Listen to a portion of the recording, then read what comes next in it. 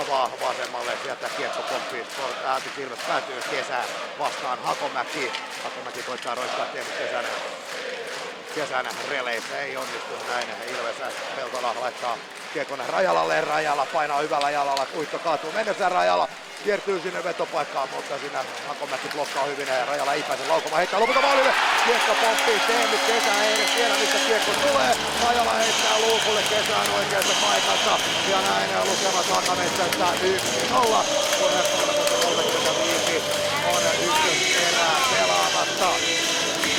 Näkeekö Kesä mistä kiekko tulee? Kesä on markkinoinut sinne maalille ja Uitto ei siinä aivan ole ruotsikielistä rannikkoseudulta. Paljon on katsojia tullut myös tuolta Pohjanmaan suunnalta Hakametsään, kun Koivisto karvaa kiekon tai kaivaa kiekon tuolla Sporten päässä. Marjamäki vastaan Koivisto ja kakkoseksi Marjamäki tulee kiekko, koska ajaa maalin, lähtee kertova maalia ja laukoo kiekon verkkoon 2-0. 12.48 pelattu. Koko alkuerä mentiin toki myös tuonne jäähytiilittämänä mentiin Ilves päädyttää, nyt Ilves tulee kahteen kertaan ja iskee 2 kertaa Laakon. Tuossa on murheellinen aloituspuoli, hyvä alku, joka kenttäpelissä tänne pyörittää vastustaa taas maalin Riskalle 49 minuuttia runkosarjan aikana. Riska on iskenyt 9 osumaan 17 syöttöä runkosarjassa Lehtikön puolella. Kun nyt on sitten Ilves ylivoimalla ja näin saman tien Ilves saa kiekon haltuunsa Raske, laittaa maalin taakse, sitä löytyy Rajala maali nyt loistava Marjamäelle, joka tällä ykkösellä verkot kireälle, näin lukemat jo 3-0. Joo, nyt siellä varmaan hätäisimmät kirjoittelee keskustelupalstolle, että tää sarja on pelattu. Mutta ei nyt kuitenkaan, katsotaan ne tekee Joni Puurala, tuleeko Puurala ilmeisesti pois maalilta. Kyllä, Puurala tulee pois maalilta ja Jarno Laitinen saa sitten purtuspelin debyyttinsä. Vasta pikku taklauksen sitten Peltolalle.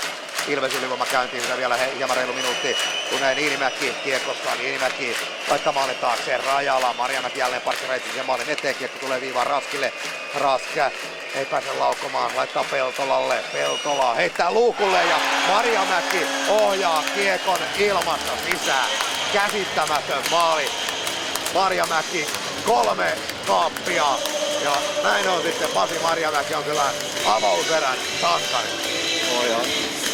Se on Pohjois-Amerikassa opittu, siellä ollaan erittäin hyvin tuossa maaliedustalla ja maila on vapaana ja Peltola heittää tommosen sopivan hiljaisen ilmakiekon sinne ja ei siihen tarvitse paljon osua, kun maalivahti ei kyllä, jää kyllä aivan ilman mitään mahdollisuuksia.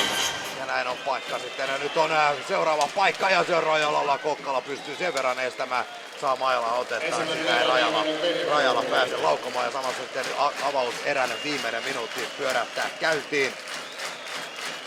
Kiekko on Jesse Niinimäellä, ylivoima pyörii päädyssä, sitten vielä 40 sekuntia hieman reilut jäljellä, kun Peltola ei lähde laukomaan, laittaa siihen maalin kulmalle, kiekko pelataan maalin eteen, Marjamäki ja Marjamäen 4. maali, lukemat 5-0. 3 ylivoimaa, 3 maalia, 3 kertaa Masi Marjamäki tähän ylivoimalla maaliin. Tää on kyllä aika surullista tällä hetkellä Sportin ja itse asiassa koko karsintasarjan kannalta. Tässä nyt saa suljetun liigan tukijat saa taas lisää vettä myllyyn tämän perusteella. Mutta niin kuin tuossa ollaan puhuttu, niin emme kumpikaan ole nähnyt tällä kaudella tavallaan näin hermostunutta Sporttia. Ja Ilves mylly jatkuu, kun kiekossa on Samuli Kivimäki laittaa viereen, sieltä löytyy Matias Sointu tavoittelee Kantola, ei onnistu. Riska on aivan puukki tuossa tilanteessa, kun sieltä lähtee vetoja. No, sitten saadaan pieni aplode, aivan tyhjä maali, pelataan Kai Kantolalle. Ja siinä on Kantola sitten aivan avopaikassa täräyttää illan 6. osuman Ilvekselle. Laitinen liukuu jostain mystistä syystä täysin ulos maaliltaan.